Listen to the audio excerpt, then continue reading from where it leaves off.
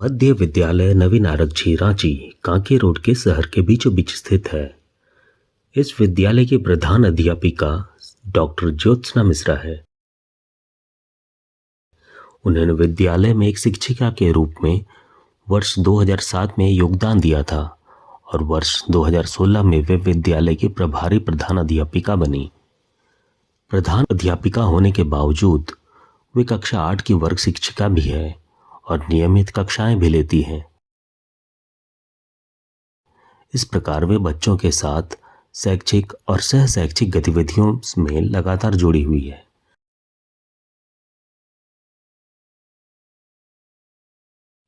स्कूली बच्चों में संवाद कौशल का विकास के लिए एक अनूठा प्रयास है रांची स्पीक्स। रांची डीएसई श्री बादल राज द्वारा सितंबर 2024 में शुरू किए गए इस कार्यक्रम का मुख्य उद्देश्य है बच्चों में संवाद कौशल का विकास। आइए हम देखते हैं प्रधान अध्यापिका के नेतृत्व में यह कार्यक्रम उनके विद्यालय में कैसे चलाया जा रहा है। हमारे विद्यालय में भी रांची स्पीक कार्यक्रम बहुत ही जोश के साथ आयोजित किया जाता है। हम जो टॉपिक होता है वो बच्चों को बताते हैं और बच्चे उसकी पूर्ण तैयारी करके आते हैं अपने शिक्षकों की मदद से, अपने बड़ों की मदद से। और जब वो बोलते हैं स्टेज पर आकर या कक्षा में, तो हम कुछ बातों पर उन्हें फीडबैक भी देते हैं। जैसे जब वो बोल रहे होते हैं तो उनका आई कांटेक्ट कैसा है, वो कितने आत्मविश्वास के साथ बोल रहे हैं, उनका हाथ जब बोल रहे हैं तो हाथ का कंडीशन कैसा है, किस तरह से वो खड़े हैं, उनका यूनिफॉर्म किस तरह से दिख रहा है। तो इसका प्रभाव हमने देखा है कि बच्चे बहुत ही आत्मविश्वासी हो गए हैं, बहुत ही कॉन्फिडेंट के साथ बोल रहे हैं, उनका आई कांटेक्ट बहुत अच्छा हो रहा है और भविष्य में वे बहुत ही अच्छे वक्ता बनने की ओर अग्रसर हो। इस रांची स्पीक के माध्यम से टॉपिक की जानकारी तो हो ही रही है, लेकिन उस विशेष मंथ में जो मनाया जाता है, जैसे जयंतियाँ हैं या स्वतंत्रता सेनानियों के विषय में या देश की उपलब्धियों के विषय में, तो बच्चे जो हैं वो तो बोलते ही बोलते हैं कॉन्फिडेंट के साथ। लेकिन अब बच्चे क्या कर रहे हैं कि उनके विषय में जानकारियाँ इकट्ठी करें कि क्यों हूल दिवस मनाया जाता है। बच्चे हम शिक्षक भी जानकारियाँ इकट्ठी कर रहे हैं कि हूल दिवस क्यों मनाया जा रहा है, देश की उपलब्धियाँ क्या क्या हैं। तो ये हमारे डीएसई सर की एक ऐसी सराहनीय सोच है जिस सोच के परिणाम इतने अच्छे आ रहे हैं जो हमने भी कभी नहीं सोचा था कि ऐसे अद्भुत परिणाम हमें देखने को मिलेंगे। वो बच्चे जो कल तक स्टेज के नाम से डरते थे, हिचकिचाते थे, कांपते थे, आज वो बच्चे निसंकोच होकर के आते हैं और अपनी अभिव्यक्ति करते हैं। लेकिन तो हमारी टीचर्स की ये कोशिश रहती है कि बच्चे, हर एक बच्चे को वो आगे लाएं। इसके लिए अगर जो बच्चे बोल रहे हैं, अच्छा बोल रहे हैं, उसके लिए तो बहुत अच्छा हम लोग अप्रिशिएट करते हैं। उसको क्लासरूम में भी क्लैपिंग कराया जाता है। और जो बच्चे नहीं बोल पाते हैं उन्हें बोलते हैं, बाबू तुम लोग कम से कम स्टार्टिंग करो, 2 लाइन से ही शुरू करो। इससे और सबसे बड़ी बात है कि हम टीचर्स क्या करते हैं, जो बच्चे अच्छा बोलते हैं उनके साथ हम लोग एक सेल्फी लेते हैं। और ये जो सेल्फी स्टैंड है बच्चों ने खुद बनाया है अपने से, और सेल्फी लेने के बाद हम लोग उनके स्टेटस में वो डालते हैं। आज मैं आपको रांची स्पीक क्या है उसके बारे में बताने जा रही हूँ। रांची स्पीक हमें हर मंथ एक टॉपिक दिया जाता है, उस पर हम अपने विचार, हम उस पर जानकारी एकत्र करते हैं और हम उसे सबके सामने प्रस्तुत करते हैं। हमें रांची स्पीक के विषय में जानकारी प्राप्त करने के लिए हमारी शिक्षिका हमारी हेल्प करती है। हमें उसे क्लास बोर्ड पे लिखाती है और हम उन्हें नोट करते हैं और हम उन्हें याद करते हैं और सभी के सामने प्रस्तुत करते हैं। रांची स्पीक बोलने से हमारी बोलने की क्षमता बढ़ती है, हमारा कौशल विकास बढ़ता है और हमें नए नए वर्ड सीखने को मिलते हैं और हमारा स्टेज फियर खत्म होता है। बोलते हैं अभी तक हमें टॉपिक इसरो, भारत में विविधता, और इस मंथ का टॉपिक है सोशल मीडिया होता था। और मैं बहुत डरती थी स्टेज पे जाने से। जब मैं स्टेज पे जाती थी तो मुझे बहुत डर लगता था कि मैं बोल पाऊँगी या फिर नहीं।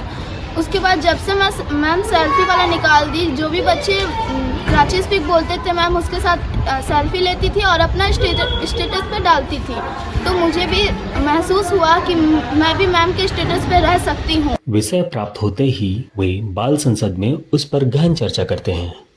आदरणीय प्रधानाध्यापिका, शिक्षकगण और यहाँ पर बाल संसद के सदस्यों, आप सभी का बहुत बहुत स्वागत करती हूँ। आज ये सभी इस बैठक में हमारे रांची स्पीक्स जो हमें टॉपिक हर महीने दिया जाता है उसके बारे में चर्चा करेंगे। इस बार हमारी कोशिश रहेगी कि प्रत्येक बच्चा को हम लोग स्टेज पर लाएं।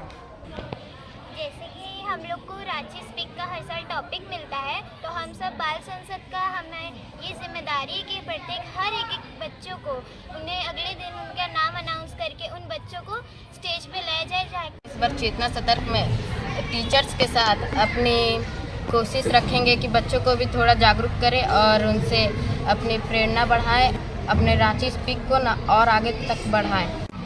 कुछ बच्चे अगर बोलना ना चाहें तो हम उन्हें थोड़ा डरा भी सकते हैं,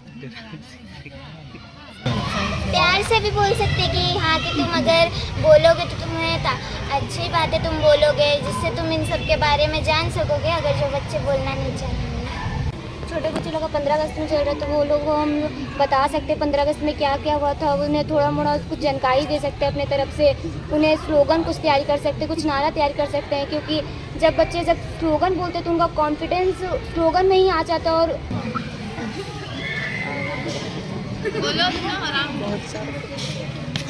बहुत सारे लोग रहते हैं तो सबके सामने बोलने में थोड़ा डर लगता है।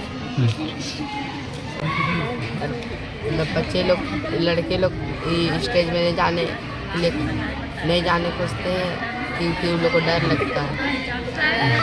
तो लड़का लोग को बोलेंगे कि तुम लोग जाओ स्टेज में प्रेजेंट करो, इससे तुम्हारा डर हटेगा, कि अपने आप में विश्वास करो कि हम बोल सकते हैं। और तो लड़का लोग भी जागरूक होइए और थोड़ा सा लाइफ में कुछ करिए, पढ़ाई थोड़ा सा करिए। आज हमने इस बार संसद की बैठक में हमने इस रांची स्पीक के टॉपिक के बारे में बातचीत की, जैसे कि बॉयज़ बोलते नहीं तो उनके बारे में हम उन्हें कि वो आए स्टेज पर और बोले। जैसे बच्चों को, छोटे छोटे बच्चों को अगर समझ नहीं आता तो उन्हें समझाए कि हाँ वो तुम कैसे आके बोल सकते हो, उन्हें सिखाए। इस बारे में हम लोगों ने बातचीत की आज।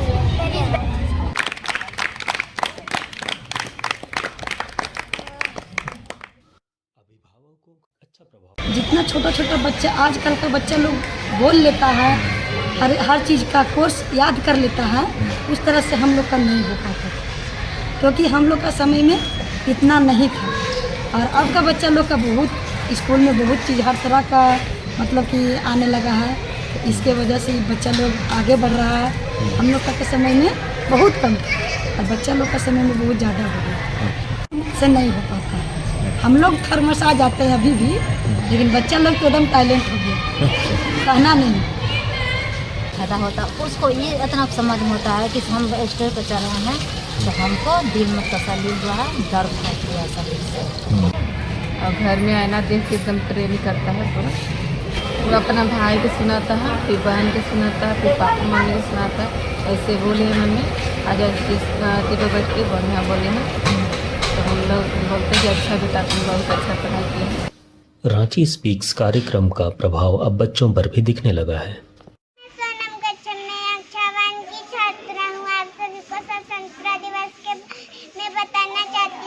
भारत का राष्ट्रीय त्यौहार है। यह हम 15 अगस्त 1947 को आज़ाद हुए थे। 74 दिवस एक महान दिन है। इस दिन तिरंगा फहराया जाता है और राष्ट्रीय गान भी गाया जाता है। आइए हम अपने भारत के कार्य को जिम्मेदारी, मेहनत और ईमानदारी से करें। हालात चाहे जैसा भी हो, मेहनत करने वालों की कभी हार नहीं होती। आज मैं आप सभी के सामने झरनों का शहर रांची के बारे में बोलने जा रहा हूँ।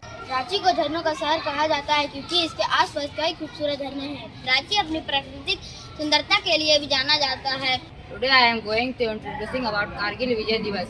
आज मैं आप सभी को स्वतंत्रता दिवस के बारे में कुछ बताना चाहती हूँ। 15 अगस्त 1947 को जब हमारा देश आज़ाद हुआ, तब हमने एक नए भारत के निर्माण का संकल्प किया था। आज हम जिस तिरंगे के नीचे गर्व से खड़े हैं, वो इसलिए फहरा रहा है क्योंकि किसी ने उसे थामे रखने के लिए अपना खून बहाया था। अतः हमारा कर्तव्य है कि हम उनकी कुर्बानी को व्यर्थ न जाने दें, अपने जीवन में देश के प्रति सच्ची निष्ठा रखें। चाहे हम जिस भी क्षेत्र में होती हूँ आकाश, मैं भी छू सकती हूँ आकाश, मौके की है मुझे तलाश। और आज मैं आप लोगों के सामने एक महत्वपूर्ण विषय में बात करना चाहती हूँ, महिला सशक्तिकरण। महिला दिवस हर साल 8 मार्च को मनाया जाता है। पहले जब रांची स्पीच बोलते थे तो बहुत हिचकिचाहट होता था, डरते थे स्टेज में आने से कि कैसे बोल पाएंगे, पहले नहीं कर पाते थे।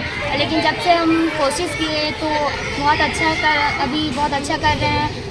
रांची स्पीक्स में सबसे पहले हम लोग रांची स्पीक्स लिखते हैं, उसके बाद में उसे अभ्यास करते हैं घर में, फिर मिरर के सामने भी देखकर अभ्यास करते हैं। उसके बाद में फिर फ्रेंड्स को भी सुनाते हैं, मम्मी को भी सुनाते हैं, पापा को भी सुनाते हैं और इसी तरह हम तैयारी करते हैं। अगर याद नहीं होता है तो हम लोग मतलब कि 1 लाइन 2 लाइन करके याद करते हैं। उसके बाद हम लोग मैं अपने दोस्तों को सुनाती हूँ। उसके बाद रांची स्पीक्स कार्यक्रम से बच्चों का आत्मविश्वास निश्चित रूप से बढ़ा है।